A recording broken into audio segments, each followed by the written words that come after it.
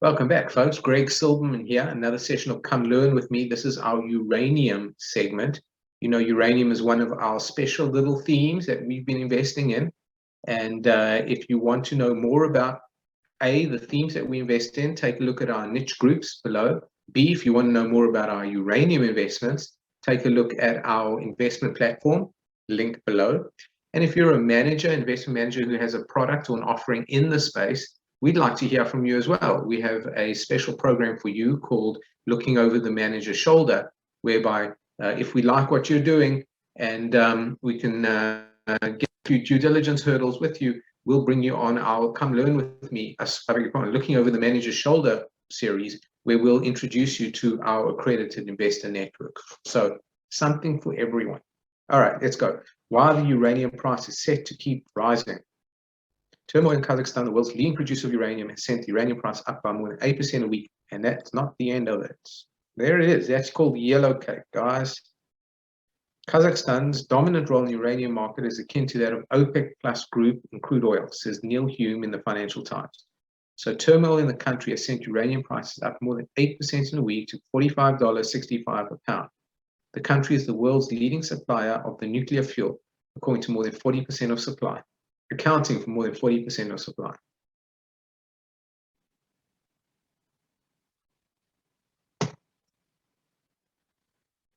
Globally, utility companies use about 180 million pounds per year, but only 125 million pounds is being mined, partly due to a lack of investment in new deposits.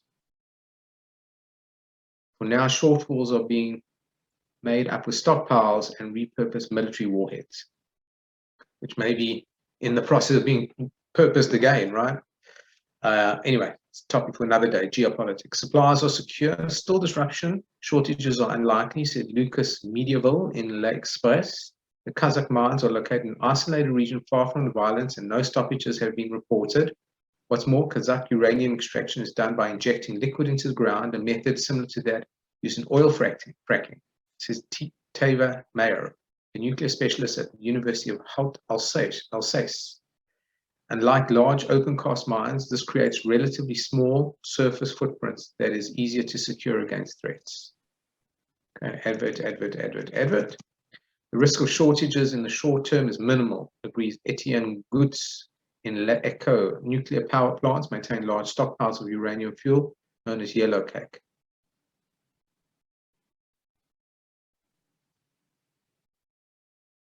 Changes in uranium spot prices will also not feed through directly into electricity costs, because industrial users overwhelmingly meet their needs through long-term contracts as previously agreed. A tighter market. However, uranium prices are historically volatile, says Charles Archer for IG, varying from as high as 136 a pound in 2007 to a low of 18 in 2016. The fuel has been in the doldrums during the decade since the Fukushima nuclear disaster, but things are changing as governments push to decarbonize the economy. Nuclear, which currently accounts for 10% of global electricity production, avoids the problem of intermittent production that dogs many renewables. China plans to build 150 new nuclear reactors over the next 15 years, a significant addition to the 440 currently operating globally.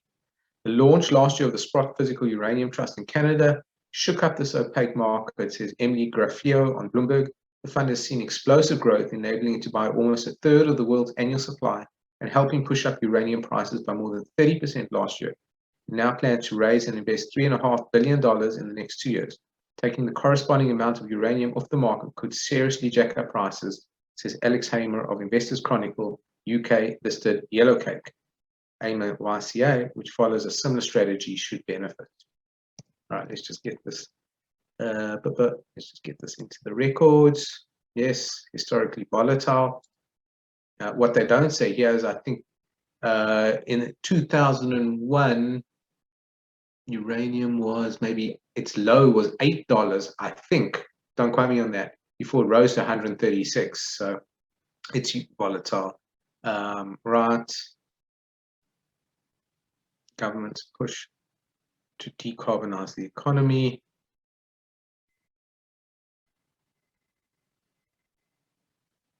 China plans that, and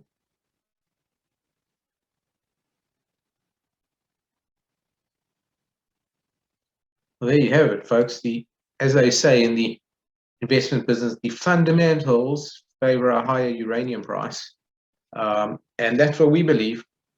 Don't quote me on that. It's not an investment recommendation. Do your own research, blah, blah, blah. Anyway, hope you enjoyed that. We are active investors in the space, and we'd love to share with you some of what we do. If you'd like to know more, check out our investment platform, link below.